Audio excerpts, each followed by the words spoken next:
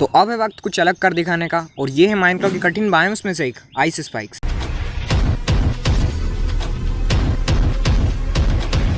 ये कठिन इसलिए है क्योंकि ना तो कोई ट्री है, और काऊ, शिप, पिग जैसे जानवर को एग्जिस्ट ही नहीं करते, और मुझे सरवाइव करना है इसमें 100 डेज, वो भी माइनक्राफ्ट के हार्डकोर में, सिर्फ इसी आइस स्पाइक्स में। तो ये थी मेरे डे 1 की शुरुआत, और मुझे कुछ पता ही नहीं था मुझे यहाँ पर करना क्या है। तो मैंने स्नो को तोड़ा, यहाँ से कुछ मिला नहीं, तो उसके बगल में आइस था, इसको तोड़ा तो इससे भी कुछ भी नहीं मिला।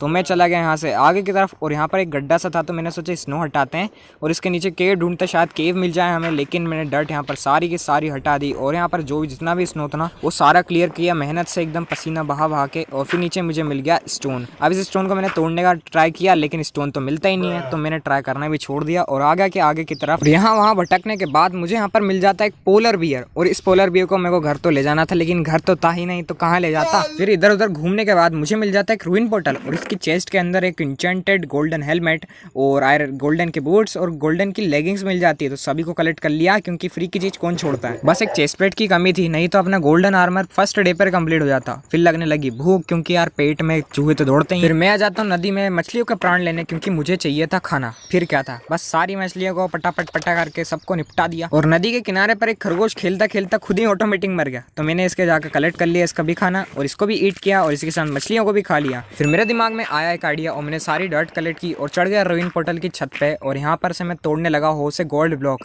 लेकिन वो टूट गया था, लेकिन मुझे तो मिला ही नहीं। और अब मैं परेशान हो गया था, और मुझे डर लगने लगा था, क्योंकि अब स्केलेटन्स का हमला होने वाला है, और ना तो मुझे कोई ट्री व्री मिला, लेकिन नदी के किनारे मुझे ग्रास ब्लॉक्स मिले। तो मैंने सोचा कि इन ग्रास ब्लॉक्स पर शायद से कोई ट्री स्पॉन हो सकता है, और नदी के किनारे इन ग्रास ब्लॉक्स को देखते देखते मैं आगे बढ़ने लगा, और किस्मत से, पहली बार किस्मत से मुझे मिल जाता है यहाँ पर एक ट्री। इस ट्री को कट किया और सारे प्लैंक्स बनाए, प्लैंक से कुछ नॉर्मल टूल्स बनाए, और उसके साथ मैंने लीव्स को कट किया। फिर इसी के साथ एक ट्री और मिल जाता, तो इसको भी कट किया, और उसके साथ मैंने स्टोन कलेक्ट करके अपने सारे टूल्स को अपग्रेड कर लिया स्टोन के टूल्स में। अब मुझे कोई डर नहीं था, लेकिन भाई भूख तो फिर लगने लगी, तो फिर मछलियों को मारा, और नदी के किनारे घूमते घूमते फिर से शुगर केन भी मिल गया, तो सारा शुगर केन कलेक्ट किया।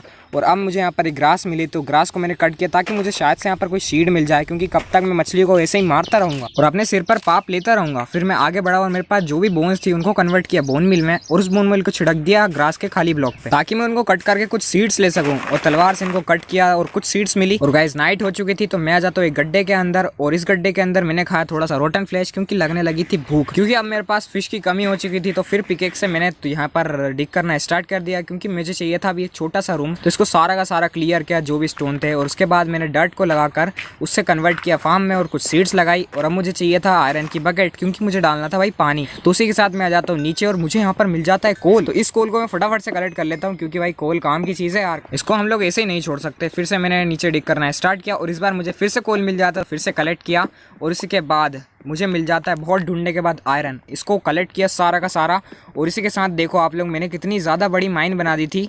और फिर मैं आ जाता हूँ भाई, जो भी स्टोन मिला मुझे मैंने चेस्ट में रखा, और मैं नेक्स्ट टाइम जब वापस आया तो मैं आ जाता हूँ एक माइन शाफ्ट के अंदर, और इस माइन शाफ्ट के अंदर जो भी स्ट्रिंग था मैंने सारा का सारा कलेक्ट किया, और 2 क्रीपर मिल जाते हैं। लेकिन गाई एक को तो मैं मार देता हूँ, और दूसरे से नहीं बच पाता। फिर आग चलते ही मुझे मिल जाता है ढेर सारा आयरन, तो इस आयरन को भी कलेक्ट करते हैं, क्योंकि इनको कैसे छोड़ सकते हैं, आप ही लोग बताओ इसको कैसे छोड़ सकते हैं। ये सारा का सारा माइन किया, और उसके बाद कुछ फर्नेस बनाई, ताकि मैं इनको स्मेल्ट कर सकूं, और इनको स्मेल्टिंग पे डाल दिया। उसके बाद मैंने कन्वर्ट किए स्ट्रिंग्स को अपने वुल में, और इन वुल से बनाया अपने लिए एक प्यारा सा सफ़ेद बेड। अब इस बेड को वापस तोड़ लिया, और जो भी आयरन स्मेल्ट हुआ उससे बनाया कुछ आयरन के टूल्स, और फिर से माइनिंग में लग गया। और इसी के साथ मुझे मिल जाता है केव स्पाइडर का स्पॉनर, तो इस स्पॉनर को तो बंद करता हूँ, क्योंकि अपने लगने वाले थे लाले। फिर यार कुछ स्लाइम्स मिलती है, तो इनको मैं मार देता हूँ, क्योंकि मुझे चाहिए थी स्लाइम बॉल्स। और इसी के साथ जो भी आयरन मिलता है सभी को कलेक्ट किया, और उससे बनाई एक वाटर बकेट, और फिर पानी डाल दिया अपने फार्म लैंड में। फिर से एक बार नदी में गया, और फिर से एक और वाटर बकेट लाए, और उसको फिर से डाल दिया फार्म लैंड के अंदर। अब भाई मैं टेंशन फ्री हो गया था और सो गया था। और मेरी नींद पूरी नहीं हुई, और मेरे ऊपर फैंटम्स हमला कर देते हैं। और अच्छी बात ये थी कि ये दोनों केव में यहीं पर फंस चुके थे, तो मैंने इनको बहुत ही आसानी से तलवार से मार दिया, और फ्री के 2 फैंटम मेंबर्स कलेक्ट कर लिए। और फिर से के साथ मैं अपने लिए लगाने लगता हूँ शुगर केन्स फार्म लैंड में, और मैंने अपने फार्म को थोड़ा सा इंक्रीज कर दिया, और इसके अंदर कुछ सीड्स लाई वापस से। और जो आयरन स्मेल्ट हो गया था मैंने जो कलेक्ट किया था माइन शाफ्ट से, उसी से अपने लिए बनाए कुछ आयरन के टूल्स। और इन आयरन के टूल्स बनाने के बाद अपनी फसल ही बड़ी हो गई, तो फसल को भी कट कर लिया, और वापस से सीड्स लगा दी। और इसके बाद बनाया अपने लिए आयरन से एक आर्मर, और ये आयरन के आर्मर बनाने के बाद उस आर्मर को पहन लिया, और इसके बाद मैंने बनाई को एक शील्ड। और अब देखो मैं बन गया था पूरा iron man, I am Iron man. फिर यार मैं एक छोटा सा प्लेटफॉर्म तैयार करता हूँ और वहाँ पर लगाता हूँ एक ट्री की सैपलिंग, क्योंकि अब ट्रीज तो मुझे चाहिए थे घर बनाने के लिए। फिर मैं कुछ वीट से अपने लिए बेड बनाता हूँ और उसके बाद बेड पर आराम से सो जाते हैं भाई। फिर उसके बाद जो भी ट्रीज ग्रो हुए थे मैंने उनकी लीव्स से वापस से सैपलिंग ली और उसके बाद सारे के सारे को कट कर दिया और उसी के साथ वापस से उनको रीप्लांट कर दिया। और मैं आ जाता हूँ माइनशाफ्ट के अंदर डायमंड्स ढूंढने के लिए, क्योंकि यार मेरे पास बोन्स तो थी नहीं ट्रीज को ग्रो करने के लिए, तो मैं आ जाता हूँ डायमंड ढूंढने। और यहाँ पर इस चेस्ट से सारा सामान कलेक्ट कर नीचे जा ही रहा था तो मुझे यहाँ पर एक दिख जाता है भाई स्पॉनर केव स्पाइडर का, और इस केव स्पाइडर के स्पॉनर को भाई फटाफट से बंद करता हूँ। और आगे जैसे ही बढ़ा मुझे यहाँ पर मिल जाते हैं एमेथाइस्ट के जियोड्स, जो कि भाई बहुत ज़्यादा मस्त होते हैं, इनके साउंड्स भी अच्छी होती है। तो मैंने यहाँ पर सारी जगह क्लीन की और एक पानी की बाल्टी ली और नीचे कर दी अपने लिए एक MLG, और MLG सक्सेसफुल भी हो गई, लेकिन बगल में फूट जाते हैं क्रीपर भाई साहब, और ज़्यादा कुछ नुकसान तो अपना हुआ नहीं। और मकड़ी यहाँ पर आ जाती है, इसको भी निपटू देते हैं। और इसको फिनिश करने के बाद जो क्रीपर जहाँ पर ब्लास्ट हुआ था वहाँ पर जो ब्लॉक्स थे वो मैंने कलेक्ट किए, और यहाँ पर लगे हुए थे कुछ शार्ड्स, तो मैंने इनको अपनी आयरन की पिकेक्स से कलेक्ट कर लिया और इन पर चलने पे बहुत मस्त साउंड प्रोड्यूस हो रही थी। तो मैंने इनको सारे को कलेक्ट किया क्योंकि मैं बनाने वाला था टेलीस्कोप, और वो बहुत काम की चीज़ है यार। और आगे की तरफ मुझे मिल जाता है लेपिस, तो इसको भी कलेक्ट कर लेते हैं क्योंकि इंचांटिंग टेबल तो बनाना ही है। और फिर नीचे डिग करके आ जाता हूँ मैं कोऑर्डिनेट नंबर 11 पे, और यहाँ पर आने के बाद तो लावा ही लावा बह रहा था, तो मैं जहाँ पर लावा नहीं बह रहा था वहाँ पर गया और वहाँ पर बहुत ज़्यादा रेडस्टोन था, तो सारे के सारे रेडस्टोन को कलेक्ट किया और उसी के साथ जहाँ पर लेपिस था इस लेपिस को भी कलेक्ट कर लिया। और लेपिस तो भाई उसके नीचे जस्ट लावा था, तो बड़ी मुश्किल से 2-4 लेपिस मिले, उसी में खुश होकर मैं वहाँ से बाहर निकल गया।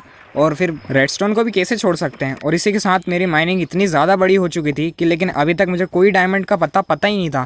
फिर इसी के साथ मैं वापस से डिग करना स्टार्ट किया और इस बार मुझे मिल जाते हैं डायमंड्स। और इन डायमंड्स को देखते ही मैंने सारी की सारी जगह को साइड से क्लीन कर लिया और फिर तोड़ने लगा डायमंड अपने लिए। और इस डायमंड को तोड़ने में तो अलग ही सेटिस्फेक्शन मिलता है। तो सारे डायमंड्स को कलेक्ट किया और मेरे पास हो गए थे टोटल 6 डायमंड्स। फिर से माइनिंग करना मैंने स्टार्ट कर दी और मैं माइनिंग करने वाला था 10 डेज़ के लिए, और 10 डेज़ को मैंने डिवाइड किया था 5-5 दिन में। कोई बोलता है भाई कोऑर्डिनेट नंबर 6 पर भी डायमंड मिलते हैं, तो मैंने सोचा कोऑर्डिनेट नंबर 6 पर भी डायमंड ढूंढ लेंगे।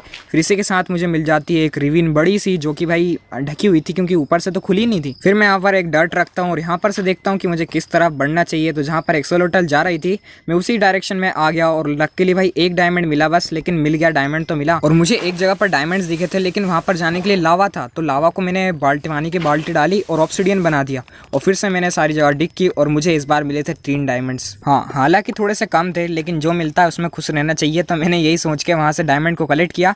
और वहाँ से बाहर निकलते हुए मुझे मिल जाते ड्रिप स्टोन्स, तो इन ड्रिप स्टोन्स का भी आगे कुछ यूज़ होगा, तो मैंने सारे के सारे ड्रिप स्टोन को भी कलेक्ट कर लिया और वापस से मैंने अपनी स्ट्रिप माइनिंग को कंटिन्यू किया और डायमंड्स ढूंढता गया। और एक बार तो लिटरली मुझे 8 डायमंड्स मिले थे, उनसे फिर मैंने एक डायमंड की पिकेक्स बना ली और उसके बाद मेरे 5 दिन कंप्लीट हो चुके थे कोऑर्डिनेट 11 पे। और अब बारी थी कोऑर्डिनेट नंबर 6 पर 5 दिन वापस से माइनिंग करने की, तो मैं वापस से कोऑर्डिनेट नंबर 6 पर माइनिंग करता हूँ। और इसी के साथ भाई कोऑर्डिनेट नंबर 6 पर भी मुझे फिर से 8 डायमंड्स मिल जाते हैं।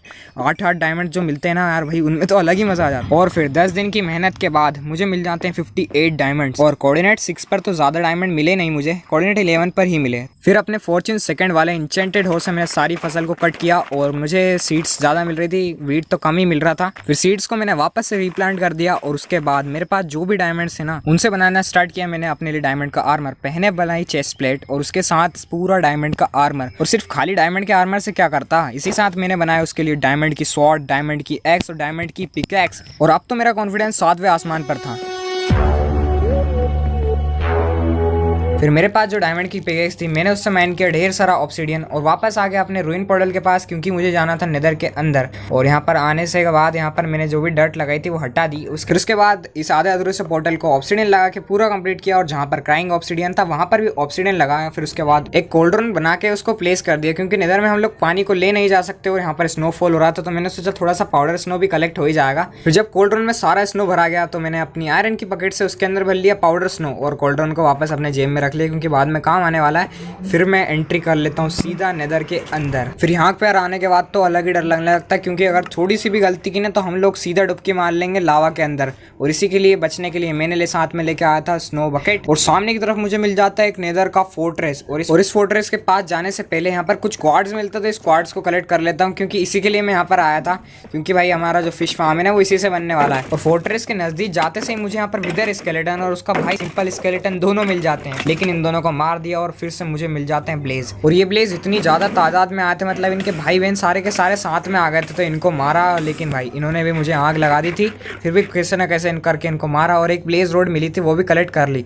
और फिर मैं जैसे ही आगे बढ़ा यहाँ से, यहाँ पर तो इतने सारे ब्लेज थे क्योंकि यहाँ पर उनका पूरा स्पॉनर था। फिर बिना टाइम वेस्ट किए स्पॉनर के बाहर मैंने टॉर्चेस लगाई और इसी के साथ आ जाता है भाई विदर स्केलेटन और ये मुझ पर हमला करने लगता है, लेकिन इसको भी मार दिया। और फिर कैसे ना कैसे करके इस स्पॉनर को पहले बंद किया और सामने ब्लेज भी आ चुके थे, तो इनको भी मारना स्टार्ट। और उन सब की बैंड बजाने के बाद मैं आ जाता हूँ सीधा सोल सैंड वाली बायोम में, क्योंकि मुझे चाहिए थी सोल सैंड अपने फिश फार्म के लिए। तो यहाँ पर से बहुत आसानी से मिल गई थी, तो शवल से बहुत ही इजीली कलेक्ट कर ली और फिर टोटल 6 स्टेक सोल सैंड की कलेक्ट करके मैं नेदर में से लाया था। फिर कुछ कोबल स्टोन का यूज करके मैं लेवल 152 पर आ गया। फिर यहाँ पर आने के बाद मैंने एक बनाया एक प्लेटफॉर्म और यहाँ पर रखी 2 चेस्ट और इसी के पीछे इसको कनेक्ट कर दिया 4 होपर से, ठीक है। फिर उसके बाद मैंने उन 2 सभी के ऊपर लगाया पिस्टन्स, क्योंकि मुझे किलिंग चेंबर बनाना। फिर कुछ ग्लास के ब्लॉक्स को लगाकर मैं आ जाता हूँ ऊपर की तरफ और यहाँ पर आने के बाद मैं अपनी जो भी सोल सैंड लगाई थी ना वो सारी की सारी यहाँ पर फिल कर देता हूँ। फिर उसी के साथ कुछ टेम्परेरी ब्लॉक्स लगाता हूँ जिनके ऊपर मैं पानी डालने वाला था, तो सभी को लगाया। फिर उसके बाद मैंने वाटर बकेट से एक इन्फिनाइट वाटर सोर्स बनाया। फिर सारे टेम्परेरी ब्लॉक्स के ऊपर मैंने पानी डाल दिया। फिर कुछ फेंस गेट लगाए और फिर मेरा फिश फार्म एकदम रेडी था। और अब मुझे होना था 2 घंटे के लिए ऑफलाइन, तो मैं हो जाता हूँ AFK 2 घंटे के लिए।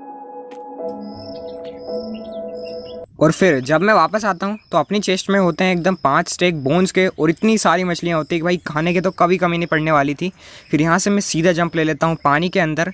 और हाँ, इस रिवर के अंदर मैंने कुछ बोन मिल से कोरल रीफ उगाई थी ताकि मछलियाँ जल्दी स्पॉन हो। और इसी के साथ मैंने कुछ बोन मिल्स का यूज़ करके ट्रीज़ को ग्रो किया और उसके बाद सारे ट्रीज़ की कटाई चालू कर दी, क्योंकि अब ट्रीज़ का बहुत ज़्यादा यूज़ होने वाला है, क्योंकि फाइनली अपने घर का काम स्टार्ट करने वाला हूँ मैं। फिर जो भी ट्रीज़ ग्रो हुए थे उन सभी की मैंने कटाई की फटाफट से और उनको रीप्लांट करके फिर से रीग्रो किया। और फिर से मैं जब वापस जा रहा था अपने केव के अंदर, छोटे से बेसमेंट के अंदर, तो यहाँ पर भाई एक पोलर बियर हो जाता है एकदम ऑटोमेटिक, जो यहाँ पर फंस गया था। और किस्मत से जो मैंने माइनशाफ्ट के अंदर स्लाइम्स को मारा था उससे मैंने कुछ लीड्स बनाई और उसके बाद यहाँ पर एक फेंस लगा के इस पोलर बियर को रस्सी से बांध दिया यहाँ पर। अब ये यहाँ से कहीं बाहर नहीं जाने वाला था। फिर मैंने स्टार्ट किया अपने घर का काम। और ये बायोम थी कौन सी? Ice spikes. और यहाँ पर मैं इतनी आसानी से अपना घर बना लूँ, ऐसा तो हो ही नहीं सकता। और यहाँ पर एक दिक्कत हो गई थी, वो दिक्कत ये थी कि मैं जैसे ही स्नो क्लीन करता हूँ वापस से स्नोफॉल हो जाती है, वापस से स्नो जम जाता है। तो इसी के चक्कर में भाई बहुत टाइम लगा। और नीचे कुछ प्लैंक्स लगाए, कुछ पिलर्स खड़े किए और उन पिलर्स को कनेक्ट कर दिया एक दूसरे से। फिर उसके बाद मेरा घर हो जाता है एकदम कंप्लीट। और इसके साथ मैं लगाता हूँ यहाँ पर कुछ चिमनी डिज़ाइन के लिए, ताकि यार कोई लगे तो कि आइस स्पाइक्स बायोम में भी कोई बंदा रहने आया है। देन उसके बाद मैं आ जाता हूँ घर के सामने एकदम एक्सटीरियर पे और यहाँ पर एक जो रूफ बनाई थी मैंने छोटी सी, इसको पहले कंप्लीट किया और इसके साथ शो पीस के लिए एक झूला बना दिया, ताकि यहाँ पर लगे कि एनवाई गेमर झूला झूलते हैं। मजाक में बोल रहा हूँ, ठीक है। फिर उसके बाद कुछ आयरन बार्स लगाई अपनी खिड़कियों में ताकि कोई घुस ना सके। अब इनको लगाने के बाद अपने घर में रोशनी फैलाने की कमी थी, तो उसी के साथ आयरन को मैं कन्वर्ट करता हूँ नगेट्स में और लेंटर्स बना लेता हूँ। और फिर जब मैं इन सभी लेंटर्स को अपने घर के बाहर लगाता हूँ ना, तो अपना घर एकदम चमकदार हो जाता है, रोशनी फैल जाती है सारी जगह पर और एक नंबर लगने लगता है। फिर मैं जो अपनी पहले की चेस्ट थी उन सभी में सामान कलेक्ट करके अपने घर में शिफ्ट कर देता हूँ। और फिर कुछ दिन की मेहनत के बाद अपना हाउस एकदम रेडी हो गया था।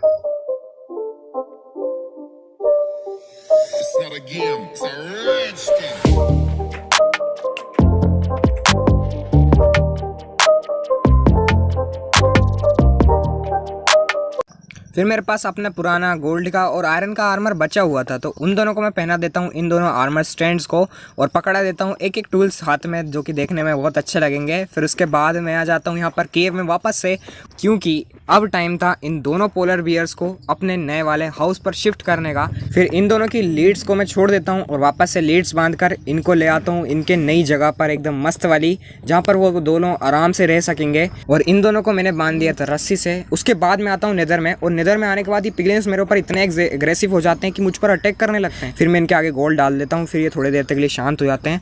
और अब मेरे पास गोल्ड की भी बहुत ज़्यादा कमी हो चुकी थी, कुछ तो थे ही नहीं मेरे पे, तो मैं अपने पोर्टल से दूर भटकते भटकते आ जाता हूँ बहुत ज़्यादा दूर। और यहाँ पर मुझे मिल जाता है गाइस बाशियन, और इस बाशियन में ना बहुत तगड़ी तगड़ी लूट होती है। तो इसी के साथ मैं लावा डाल के यहाँ पर से लूटता हूँ चेस्ट। और इसकी चेस्ट में पहली वाली में तो कुछ नहीं मिला, लेकिन दूसरी वाली चेस्ट में इतना मस्त चीज़ मिली, एंशिएंट डेब्रिस और एक डायमंड की शवल मिल चुकी थी, जो कि मैंने बनाई ही नहीं थी।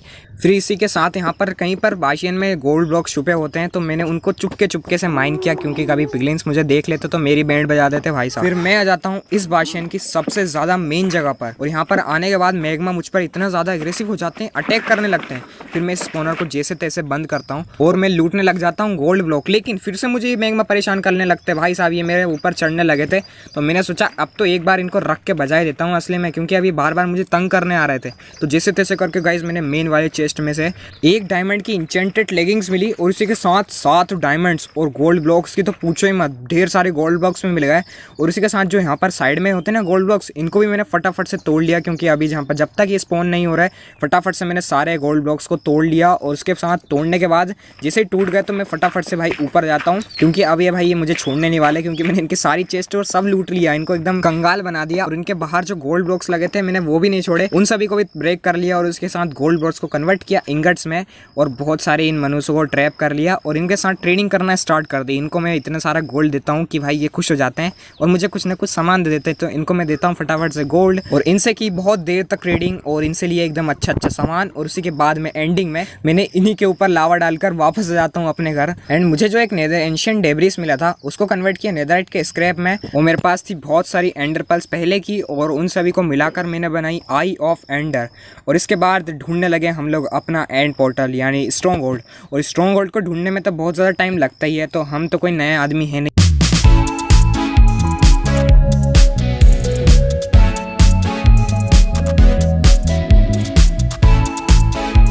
हम पहुंच जाते हैं अपनी फाइनल डेस्टिनेशन पर और पिकेक्स से मैं करता हूं सीधा माइन और हम लोग आ जाते हैं सीधा स्ट्रॉन्ग होल्ड के अंदर। और यहां पर आने के बाद सबसे पहले तो भाई एक चेस्ट लूटी, और जिस चेस्ट के अंदर एक इंचेंटेड बुक और दूसरी चेस्ट में तो एक डायमंड मिल गया गाइज। लिटरली यार मजा आ गया। और फिर से इंचेंटेड बुक्स और सारी चेस्ट एक एक करके मैंने लूट ली। उसके बाद काफी ज्यादा ढूंढने के बाद मैं आ जाता हूँ लाइब्रेरी के अंदर और यहाँ पर से भी चेस्ट लूटता हूँ, क्योंकि अपना काम तो है भाई, कैसे छोड़ सकते हैं इनको। देन यहाँ पर जो बड़ी सी लाइब्रेरी होती है मैं इसको करता हूँ तोड़ना स्टार्ट, और इसके साथ मैं इस लाइब्रेरी को ऐसा बना देता हूँ और इसी के साथ मेरे पास हो जाती है इतनी सारी बुक्स। फिर मैं आता हूँ सीधा एंड पोर्टल रूम में, और यहाँ पर आने के बाद जो सिल्वर फिश का स्पॉनर होता है ना, इसको बंद करता हूँ और सारी आई ऑफ एंडर को पोर्टल के अंदर फिल कर देता हूँ। और ये जो साउंड आती है ना टन टन की, बहुत मस्त होती है। फिर गाइस घर आने के बाद मैं बनाता हूँ इंचेंटमेंट टेबल और उसी के साथ कुछ बुक शेल्फ्स भी बना लेता हूँ, क्योंकि हम लोग बनाने वाले हैं अब इंचेंटिंग रूम। और इस इंचेंटिंग रूम को मैं अपने सेकंड फ्लोर पे बनाने वाला था, जो कि बनने के बाद 1 नंबर लगने वाला था। तो इसी के साथ इंचेंटमेंट टेबल को मैंने यहाँ पर प्लेस किया और उसी के साथ मैंने इंचेंट करना स्टार्ट कर दिया अपनी बुक्स को सारी को, और बहुत दिन तक इंचेंटमेंट लगाता रहा। और फिर कुछ देर के बाद मेरी एक्सपी हो जाती है एकदम खत्म, तो मैं आ जाता हूँ फार्म पे एक्सपी लेने के लिए। लेकिन गाइस ये फार्म ना अपना एक्सपी दे ही नहीं रहा था, एकदम इतनी कम दे रहा था कि जिससे कुछ हो ही नहीं सकता। फिर मैंने सोचा कि अब तो छोड़ देते हैं और कुछ पोशंस रेडी किए अपने लिए, क्यों फाइट करने के लिए एंडर ड्रैगन से।